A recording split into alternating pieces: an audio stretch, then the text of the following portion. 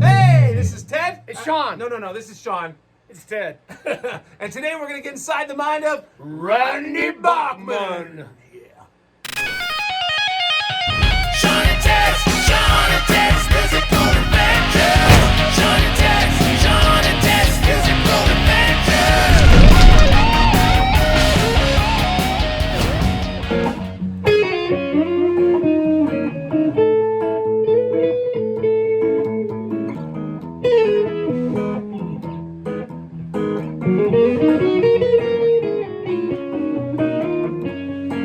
Hey guys, before we get started here on Behind the Mind of Randy Bachman, we'd really appreciate it if you guys subscribe to this channel, like, share, comment, go to our Facebook page, Instagram page, and spread the word, the gospel of Shawn and Ted's musical adventure. But yeah, I say we get started, Ted. Oh, it's beautiful. You know, Randy Bachman loved jazz. He was a big jazz fan, big jazz fan. In fact, a lot of people don't realize. Let's get right to it. A lot of people don't realize that he was trained. He grew up in Winnipeg, and he took private lessons from what almost, I think, all guitar players across the board around the world. If there's anybody that ever came close to truly mastering guitar, it was a guy from Winnipeg called Lenny Breau. If you don't know who this guy is, check it out. There's a documentary, and they live in the same neighborhood. And they took lessons. Well, he took lessons off of Lenny Breau, so there you go. And of course, it was a famous story also that Neil Young was buddies with him. And of course, let's not forget Chad Allen, and then our good friend Burton Cummings. Yeah, well, that leads us to, well, it all starts, I think Randy Bachman, it starts with growing up in a cold, awful, it's not an awful city, but a very cold, nothing else to do but sit in your room, play guitar kind of place. That's what he keeps saying, and most guys from Winnipeg will say that too. Yeah, I've lived in Winnipeg. I lived there for a couple of years as a teenager, and oh, it's dreadful. It's 10 months of 40 below cold weather, 2 months of horrible, too hot summer. It's a really weird place, friendly place, very communal place, because it's and lots of great musicians too. Yes, like you said, Neil Young, all these guys came from that scene. But yeah, he was he's known to Randy Bachman is known to be he's a workhorse, always the driving force in every band. Kind of the us of the band, you know. You're the driving force in your band, so to speak. But I think he developed a lot of the sounds of obviously of the Guess Who, and then obviously BTO, and then just moving down whatever he did after that. Iron Horse. I think there's a bunch of sort of offshoots of.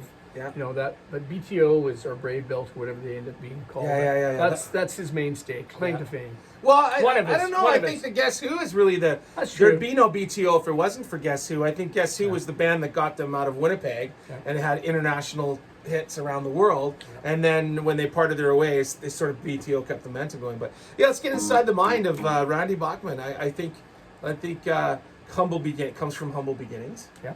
You know, brothers, lots of his brothers, Tim and Robbie. Yeah, drummer, grew up in a small Winnipeg house. Yeah, I love that. Have you ever seen that documentary on? I love that. Of course, we're going to reference that documentary the whole time.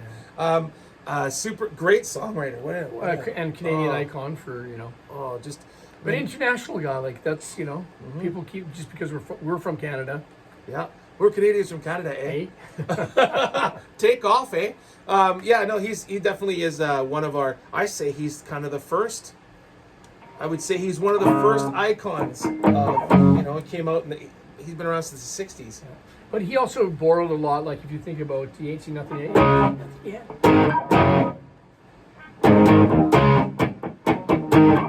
Which is like Alice Cooper and The Who, and you're dropping your pick, man. My pick, where's my pick? Hey, here, hang on, I'll be right back. I'll take this one. Here we go. I'm back. But he was the kind of the hookmeister of all the. If you think about all his guitar playing as far as getting inside his musical mind, he came up with like These Eyes. That was. I always thought that was Burton Cummings, but that was. No, that's him. I know. He's a genius songwriter. I don't think he gets enough credit for that. He's a monster songwriter. Why do you think? What made him the great songwriter that he is? What do you think? Yeah, maybe all those cold nights. Cold nights. 10,000 hours. Yeah. And, you know, 20 or 30,000 hours. yeah, probably there yeah, for yeah. him. And apparently Winnipeg back in the '60s had this really thriving scene where there was lots of bands. I think the Beatles kicked off that sort of thing, and there was lots of bands, and there's lots of places to play. And so from the time they were like 15, 16 years old, they were playing all the time, and they were sitting in their rooms. You know, I think he's a very clean living kind of guy. He's always, Oh, yeah. he always has been. So while everyone else was partying at 16, 17 years old, he's sitting in his room learning Lenny Breau jazz chords and trying to figure out things. And I think so by the time he hits his 20s, he's a world-class songwriter. You know what I mean? Well, I mean, if you think about a lot of their, you know, looking out for number one, you know, I can't play it right, but all those kind of jazzy. I think Lenny Breau had a lot to do with that absolutely. stuff. And what was their other big one? Just trying to think of at the same time. Blue collar. You know. Who did that? Guess who? Or No, that was BTO. BTO? Yeah, the BTO moves into more of a working man's Rock and kind roll. of 3-chord rock and roll, Yeah. whereas a lot of his jazzier stuff I think was earlier with.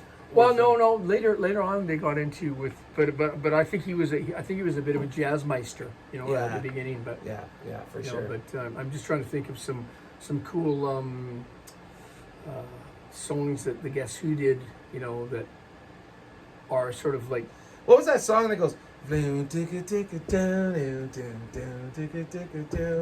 know, has that cool, weird '60s intro. Oh, this one,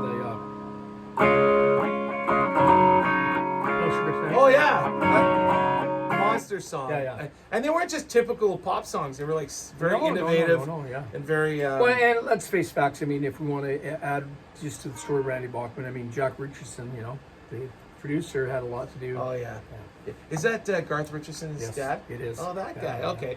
Yeah, he was a big time producer for the time. So yeah, it's a combination, right? But I think again, this is inside the mind of, and I think if you look at the psychology of why Randy Bachman is where he was or where he became, or this is. But you know, like when we started our thing, if we start like, let's play a little bit of Take Care of Business, because he had the Chuck Berryisms too. You know? For sure. You know, for that sure. stuff. Well, he grew up in that era, right? Yeah, he was a kid in the 50s, 60s. So if we kind of go over, it's like, let's see what we can do here get us without blowing us up There we go. out of here. Let's There see we what happens.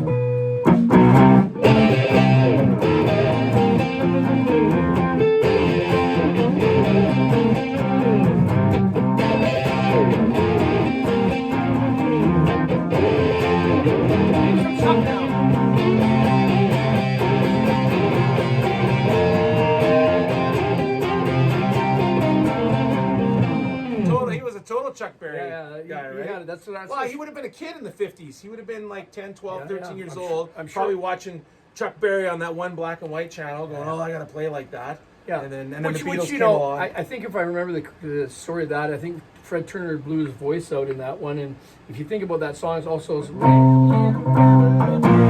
it's like, you know, Bob Seger. Midwestern, for the prairies. It's a sort of. Well, you think about the Prairies was just sort of northwest of that area. So same idea, working man. I think a lot of that music comes from their dads were all industrial working guys, and they were around it, and I think they wanted to get away from it. Yeah. And I think that the only way I'm getting out of here, you got two choices: either I make it as a rock star, or I got to go work for where my dad works at the factory, right? But you know, they had some, you know, like even guys in Metallica, they say, I'm just trying to think of the name of the song. Turn the page. No, Let It Ride. Oh yeah. Yeah. You know, that's like one of the first iconic metal grooves. You know, this is like in the early '70s, right?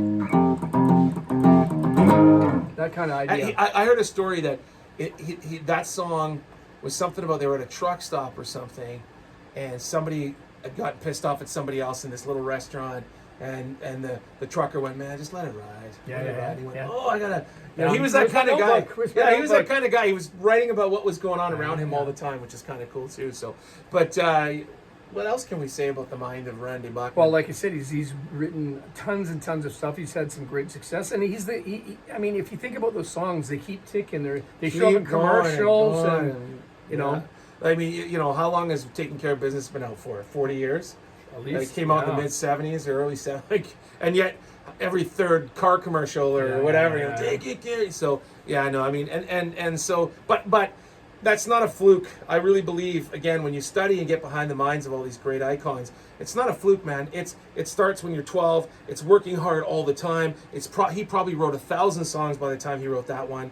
It's a lot of trial and error. It's a lot of touring. It's a lot of experiencing life and staying focused. And then now he's like set for life with all these songs. You know what I mean? So, but like I said, there's the rock and roll. But I mean, we could jazz out a bit, and I think that's. People want to find out more. There's lots to tell, but it's for us. It's fun, kind of imparting some knowledge upon you guys. And remember to like, subscribe, and share, and comment. Go to our Facebook page. Go to our Instagram. All that stuff. Maybe even TikTok too. I don't know. TikTok. That's somebody else taking care of that. But too complicated for us. We do the playing and the talking. So, anyways, thanks for coming by, and stick around. There'll be lots more episodes as well. So we thank you so much. And what do you want to jam on? What are we gonna go We'll do a little jazz into Taken. We'll go like this. 1, 2, 3, 4.